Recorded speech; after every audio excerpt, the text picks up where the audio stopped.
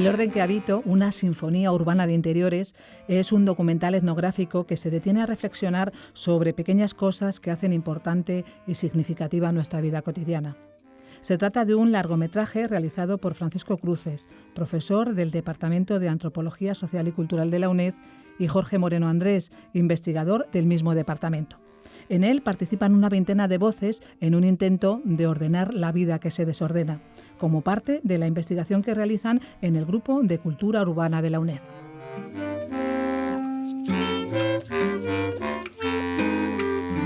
Están con nosotros sus autores, Francisco Cruces y Jorge Moreno, porque quieren invitarnos al estreno en España, que será el jueves 18 de enero a las 7 de la tarde en el Auditorio Municipal Centro de la Plaza Cibeles del Ayuntamiento de Madrid. La entrada es libre. Además, el link de la película estará disponible a partir de esa fecha desde la página web del Grupo de Investigación de Cultura Urbana de la UNED.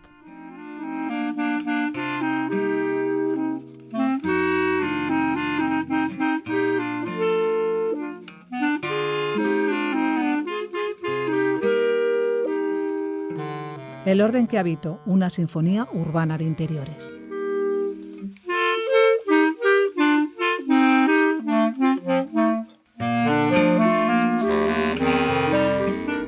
A fuerza de mudarme, he aprendido a no pegar los muebles a los muros, a no clavar muy hondo, a atornillar solo lo justo.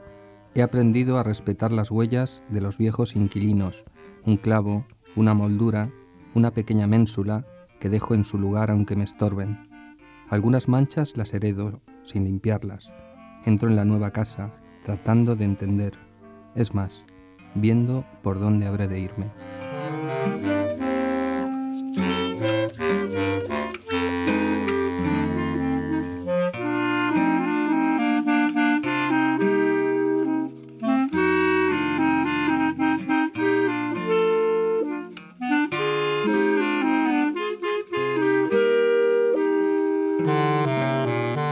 No pegar los muebles a las paredes y tratar de entender las marcas que dejó el inquilino anterior.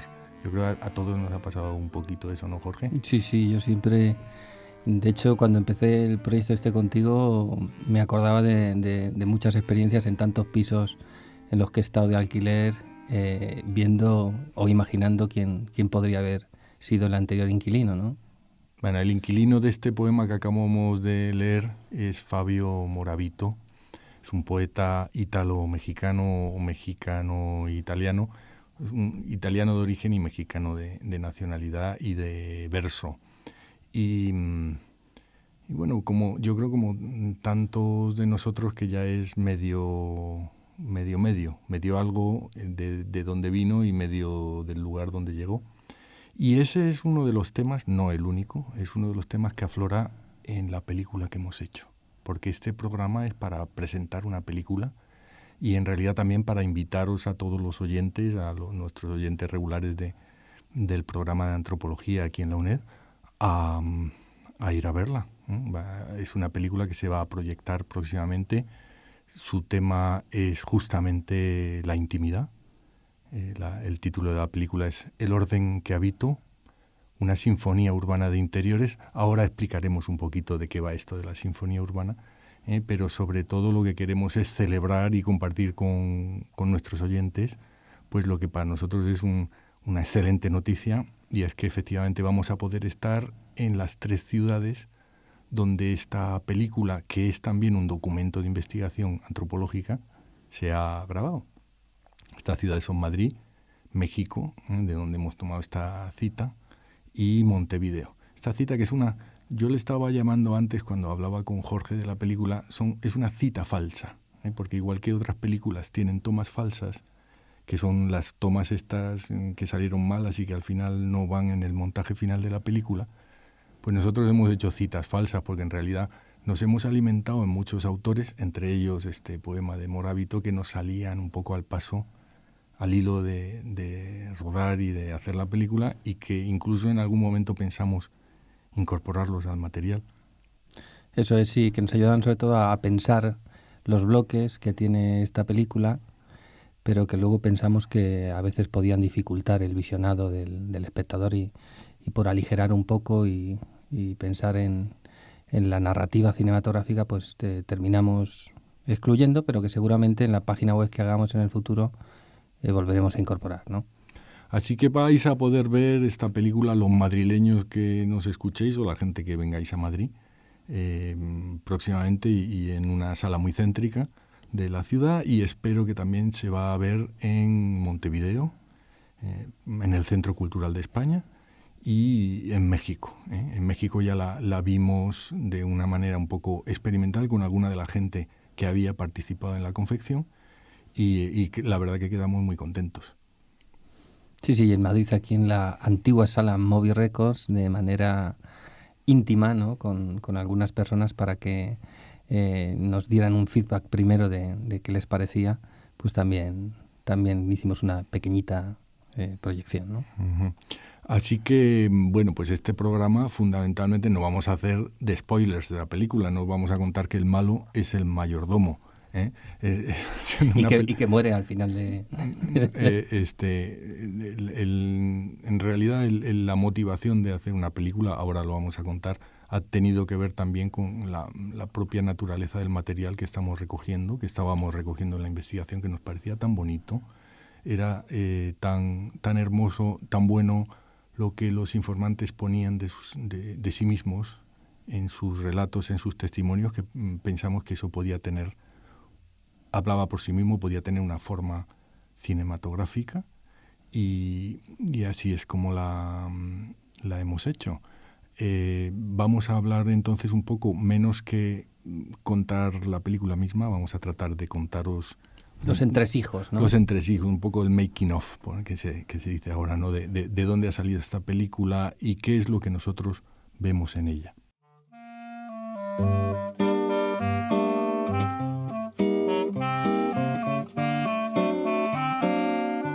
La película se titula El orden que habito. Podemos hablar un poco de su título, pero sobre todo su subtítulo, que yo creo que es una de las claves para entender qué es lo que hemos hecho o que presentamos aquí, que es una sinfonía urbana de interiores. Jorge, ¿qué es esto de una sinfonía urbana? Pues eso mismo me preguntaba mientras hacía la película. Porque en realidad pensamos en esas sinfonías urbanas de películas clásicas, de películas de documentales como la de Ámsterdam de Van der Keuken, y también en algunas películas de ficción como la de Shortcuts o la de Wonderland de Winterbottom, ¿no? Intentando retratar cinematográficamente las intimidades, ¿no?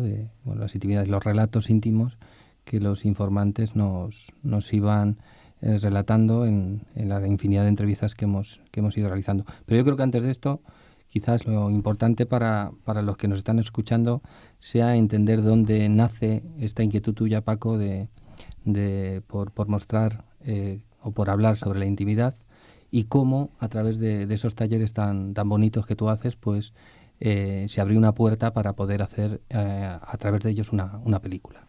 Sí, bueno, ya aquí hay, claro, dos antecedentes, ¿no? Uno es que yo estaba trabajando en un proyecto sobre la ciudad de Madrid, que por cierto ya hemos presentado en este mismo espacio, y que los interesados pues podréis ver en el libro de Gedisa, que se llama Cosmópolis, Nuevas maneras de ser urbanos.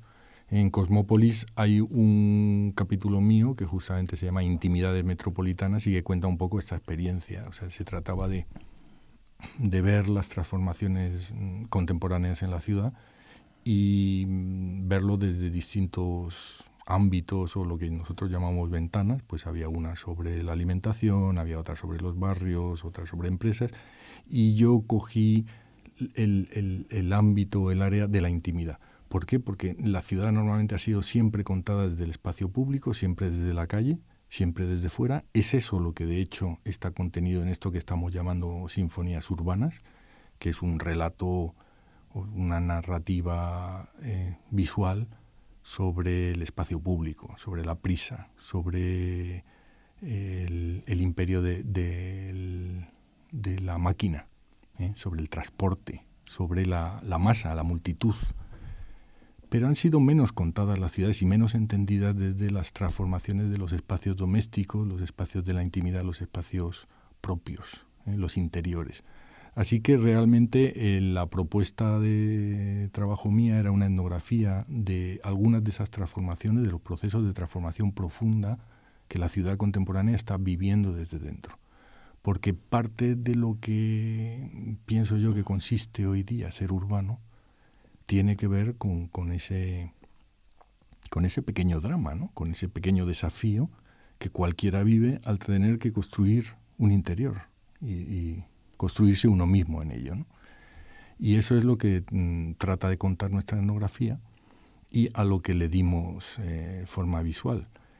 Teníamos ya un trabajo previo que podemos mencionar aquí, Jorge, ¿no? Sí, Paco y yo nos conocemos, bueno, nos habíamos conocido en Salamanca, o yo lo había conocido a él porque había sido profesor mío, y luego coincidimos aquí en la UNED y casi enseguida de conocernos pues empezamos a trabajar en cosas. Una de ellas es un pequeño documental que se llama Antropología.0 sobre los interiores en realidad y los temas de investigación de los profesores del departamento de antropología.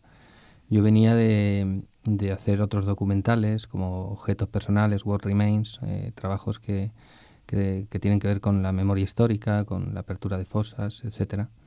Y bueno, pues este documental en realidad es un diálogo entre Paco y yo, o entre yo y Paco.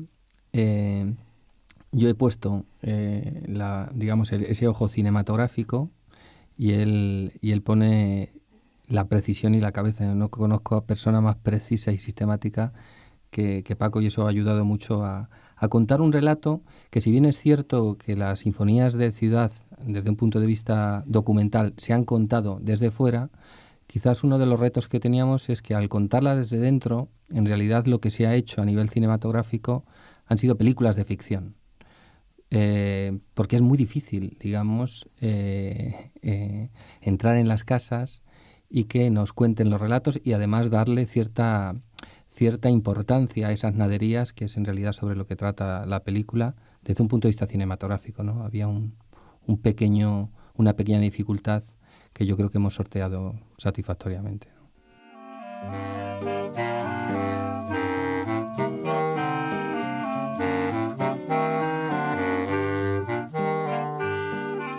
Decía Jorge que esta película resulta un diálogo entre los dos.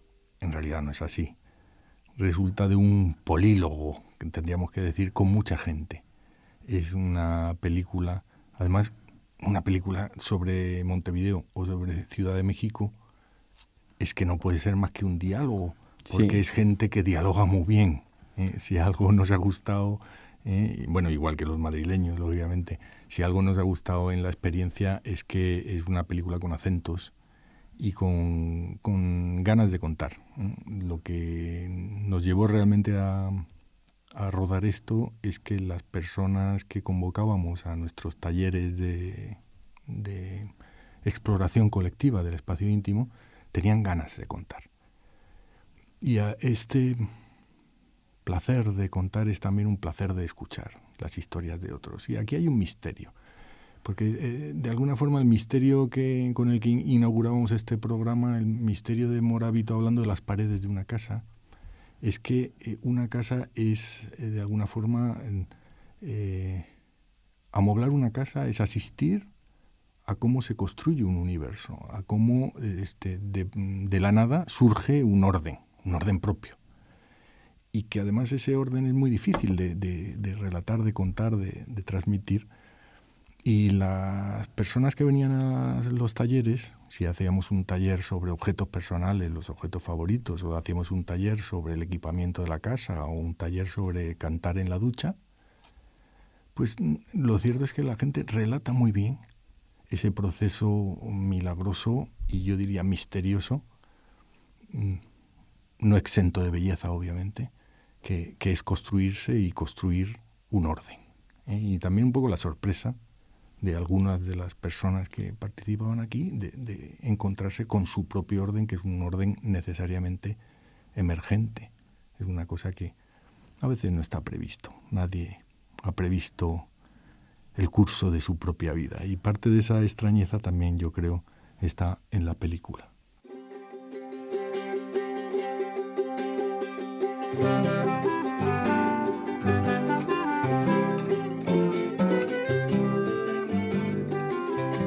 ¿Cómo te ha parecido a ti, Jorge, la experiencia de los talleres? Porque tú llegaste a los talleres de intimidades cuando ya estaban en marcha. Yo ya llevaba unos años, habíamos empezado en el Media Lab Prado en Madrid con una serie de talleres que se llamó...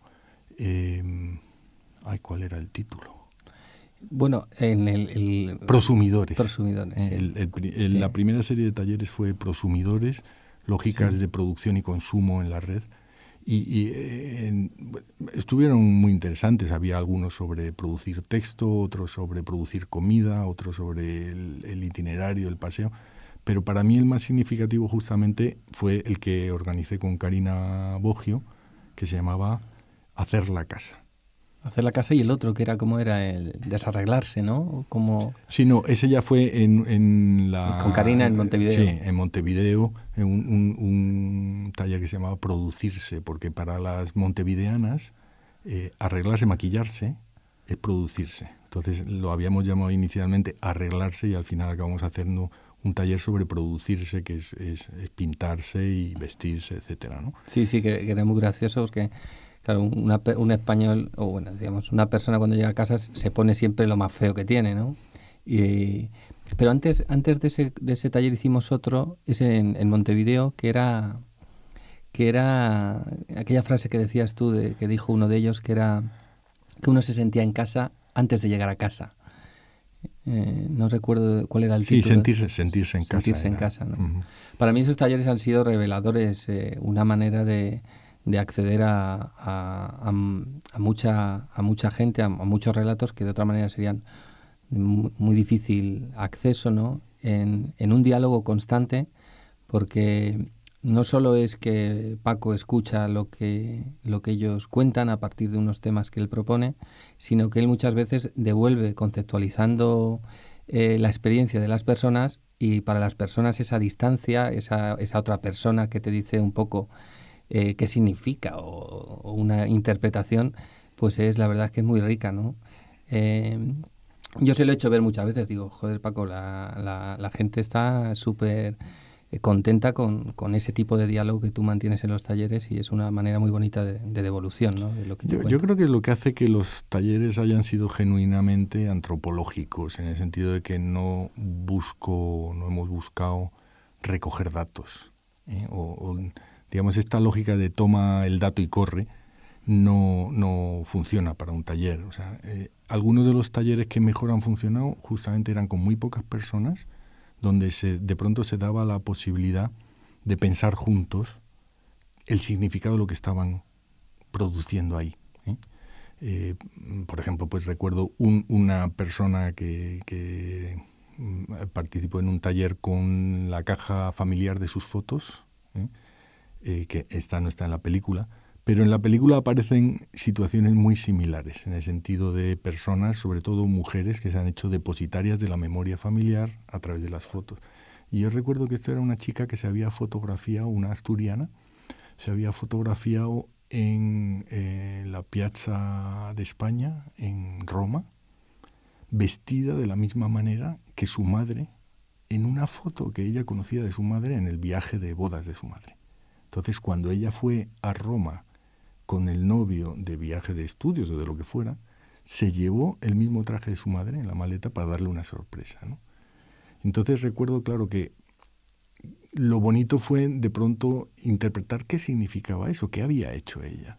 Y yo le decía, bueno, pero es que esa foto no solo es un espejo, no solo querías reproducir, digamos, la imagen de tu mamá, sino que era un túnel del tiempo, porque desde esa foto tú estabas mirando el momento futuro en que tu mamá iba a ver esa foto, ¿no? Y entonces ella reconocía ese hecho, y entonces le sacábamos mucho más punta, porque efectivamente nos permitía explorar juntos el significado de ese hecho íntimo, de ese acto íntimo de fotografía, ¿no? Ese es un poco el espíritu con que hemos hecho los talleres en las 3 ciudades, Yo desde luego de todos los talleres, a mí me han gustado muchos de esos, ¿no? Habremos hecho como 40 y tantos talleres a lo largo de estos años.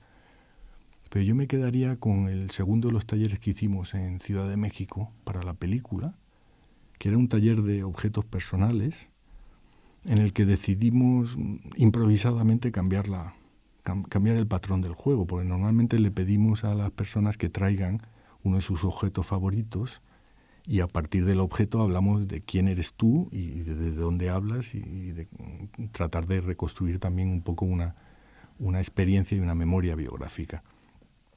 Pero aquí el juego funcionó mucho mejor, ¿no, Jorge? Sí, cambiamos las reglas del juego, como él dice. Digamos, la persona que lo traía no era la que iba a hablar sobre el objeto, sino alguien de las otras personas que estaban, ¿no? Y tenía que inventarse una historia a partir de ese objeto, como si fuera suyo, ¿no? Y nuestra sorpresa fue que la mayoría de los casos la historia que se estaba inventando coincidía con la historia real del objeto, ¿no? Uh-huh. Bueno, había de los dos. Las dos eran muy elocuentes. Había objetos que de pronto surgía una historia que además ni tú ni yo podríamos haber averiguado. Y esto tiene que ver también con la lógica de la extrañeza cultural. Yo recuerdo aquella historia de una bandeja, ¿no? Alguien traía, porque les decíamos que los objetos no los traían físicamente, los ponían en un papelito y alguien sugería una bandeja, ¿no? Y la historia que inventó la chica a la que le había tocado era que esa bandeja era para llevar el desayuno a un niño, a un hijo suyo, antes de ir al colegio. Nos quedamos de piedra cuando efectivamente luego digamos en la dinámica del grupo y tal afloró que esa era la historia real de la bandeja y que efectivamente era una bandeja de mamá para alimentar al niño, que era una mamá que había criado su niño en Chiapas y decía que es que pasaba mucho frío cuando iba por la mañana temprano y que entonces para darle, digamos, calor y apoyo materno y tal estaba ese objeto, ¿no? O sea, hay unas lógicas culturales debajo de los objetos que nuestros talleres nos permitieron averiguar, descubrir, historiar y luego hemos tratado de ponerlas en película.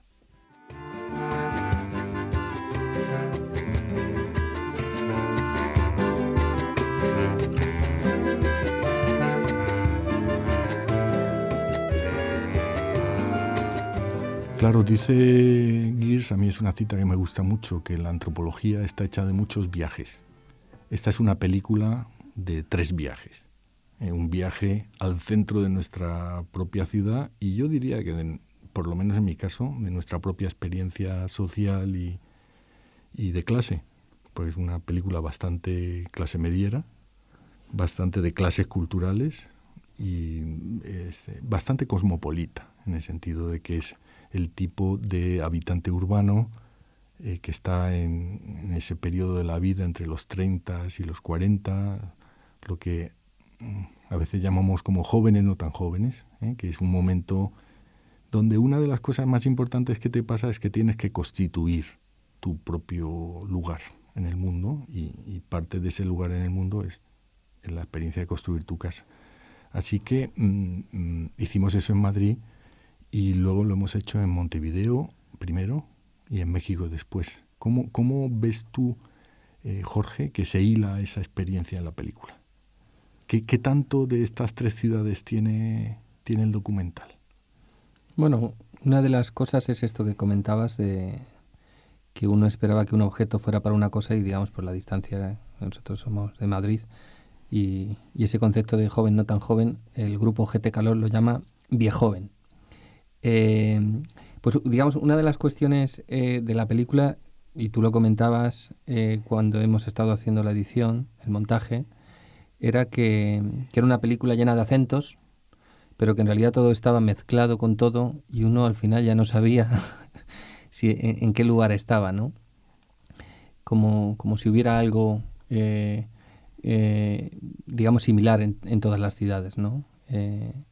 Entonces es una película llena de acentos, pero en realidad con la que nos sentimos empáticos en todo momento. Es decir, si recordamos, por ejemplo, aquel momento en el que Karina te contaba que cuando se hizo la liquidación de la memoria de su abuelo porque había muerto, se encontró un papelito con con el recuerdo de un dibujo que hizo ella con su abuelo de la mano, ¿no? Esa bomba del tiempo que tú defines así, de repente a ti te evocó aquella virgencita que te encontraste de niño y que cuando murió tu madre y tocó recoger los objetos que quedaron, te diste cuenta que tu madre la había guardado durante toda la vida, ¿no? Entonces, es una película llena de acentos, pero con la que nos sentimos identificados, vamos, podríamos... Sí. La gente hubiera esperado, y se ha esperado un antropólogo, que aplique esto que llamamos el método comparativo, ¿no? Entonces, que hubiera salido una historia sobre 3 maneras de vivir en 3 ciudades diferentes. Yo creo que no es eso lo que nos ha salido, pero no porque tampoco lo hayamos pensado así o lo hayamos querido hacer así, sino porque efectivamente nos salió así. Es una película sobre la misma manera de vivir en 3 ciudades distintas. Y yo creo que, de hecho, los acentos se confunden y hay un momento, todo tiene un sabor latino, pero hay un momento en que uno dice, bueno, pero estoy en Coyoacán, o estoy en Lavapiés, o donde estoy, sí, ¿no? Sí, sí.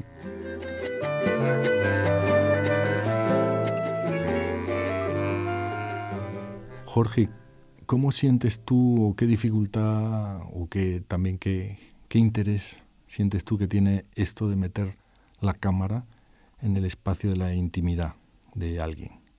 Digamos que es un documental, El orden que habito, que va a contracorriente de los documentales que se realizan en la actualidad, mucho más centrados en filmar escenas, cotidianidades. Nosotros estuvimos dando muchas vueltas cuando comenzamos a hacer este documental sobre dónde poner la mirada, ¿no? Y dónde poner la cámara, que eso es lo que uno se plantea cuando va a hacer una película, ¿no? La pregunta fundamental. Entonces, finalmente la cámara se pone en lo que las personas nos quieren contar, ¿no? Y en su lugar, en su casa, ¿no? Meter la cámara en una casa, pues a veces podría parecer que es como una especie de invasión, y nosotros hemos querido que ellos nos digan dónde más o menos filmar y qué nos quieren contar, ¿no? Y con eso establecer un diálogo. Una vez hemos filmado entrevistas, pues digamos, el kit de la cuestión es cómo crear una hora de realidad. Hay espacios que no son entrevistas, pero la mayoría del documental son relatos de gente, ¿no? ¿Cómo hacer que eso en 60 minutos pues no pierda la distracción del espectador, que a veces la puede perder y tampoco nos interesa? Entonces hemos trabajado mucho el relato, creando cierto suspense en determinadas ocasiones y dejando muchas ventanas abiertas, ¿no? De hecho, en estas 2 pequeñas proyecciones que hemos hecho, finalmente, y lejos del miedo que yo como cineasta tenía, pues la gente se queda siempre con ganas de escuchar más, ¿no? Se quedan como si necesitaran una segunda parte, ¿no? Bueno, pues es cierto que esto es una dificultad. Yo la primera vez que reflexioné claramente sobre esto fue al hilo de uno de los participantes en talleres, Javier, un fotógrafo, que lo formuló muy bien. Dijo, cuando alguien te deja retratarle en la intimidad, eso es un regalo. Y como es un regalo, eso obliga mucho estar en el espacio del otro. Y al mismo tiempo es infinitamente divertido. Hay que decir que Jorge lo hace fenomenal, porque es tiránico conmigo, no me deja hablar demasiado, que es lo que me gusta con los informantes, y subirme demasiado a su texto, a las historias que están contando, pero hace que la gente se sienta muy cómoda y muy en su casa, que es lo que se trataba de hacer. Y yo en ese sentido sí he quedado muy contento de que si algo tiene el documental es emoción. Es un tono afectivo que en realidad venía de que la gente que cuenta su historia ante la cámara venía ya de contarla de manera compartida en un grupo, y sentía que eso que estaba haciendo pues que tenía sentido, ¿no? Yo suelo hacer la broma de que hay mucho rímel corrido en nuestra película, porque realmente varias de las personas que estaban ahí lloraron contándonos distintas cosas que para ellas eran muy importantes, ¿no? En ese sentido yo he tenido todo el rato la sensación de tener entre las manos algo extremadamente valioso, extremadamente preciado. Y si en definitiva tenemos que resumir cuál es el sentido de esta historia que hemos contado, es lo valioso que eso es, lo valioso que nos parece, y cómo los antropólogos tenemos que inventar maneras de poner en valor lo que, digamos, ese testimonio, ese don que la gente te ofrece, de modo que al mismo tiempo lo podamos hacer comprensible, compartible y respetar ese carácter tan frágil, porque son efectivamente historias muy bellas, muy pequeñas, naderías, decías, que hemos estado trabajando, pero efectivamente son también enormemente frágiles.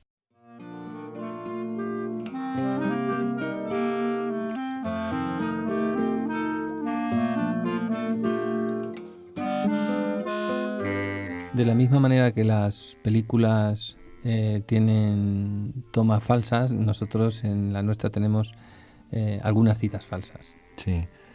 Bueno, la única cita que al final quedó de pie, que además ha dado lugar al seminario permanente que tenemos de discusión y de lectura de textos en el grupo de investigación ahora mismo, que se llama Seminario de Historias Mínimas, y surge un poco de la cita que encabeza la película, que es una cita de George Perec.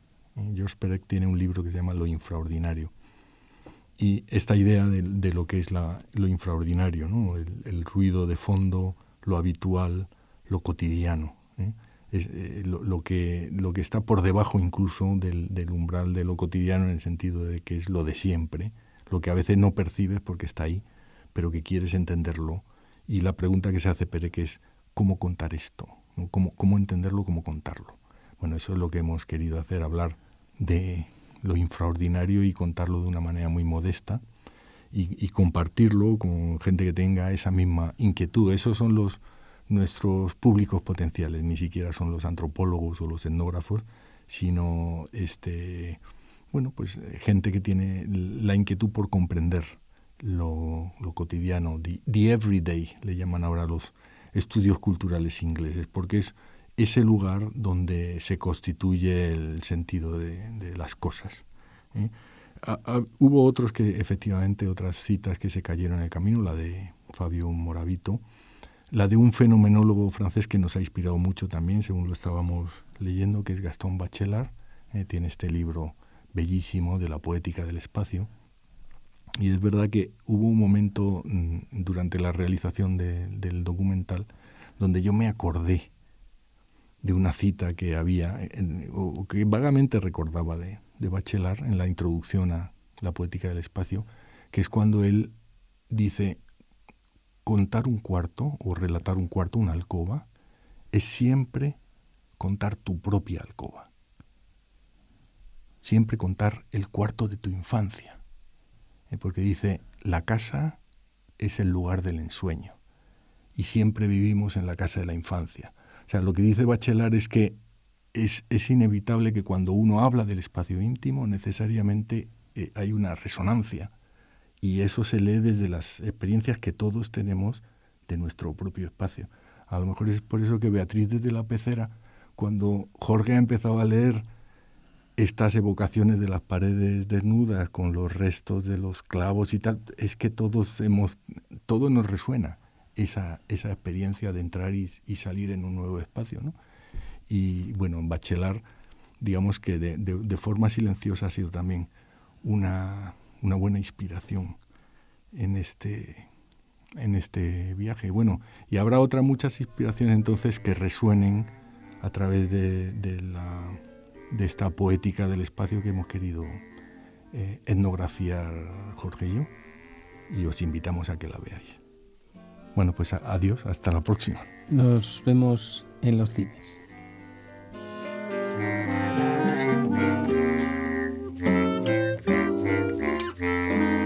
Con esta invitación a ver el documental que nos han hecho sus autores, Francisco Cruces, profesor del Departamento de Antropología Social y Cultural de la UNED, y Jorge Moreno, investigador de este departamento, tenemos que despedirnos. Recuerden que tienen una cita con El Orden que Habito, una sinfonía urbana de interiores, el jueves 18 de enero a las 7 de la tarde en el Auditorio Municipal Centro de la Plaza de Cibeles del Ayuntamiento de Madrid. La entrada es libre.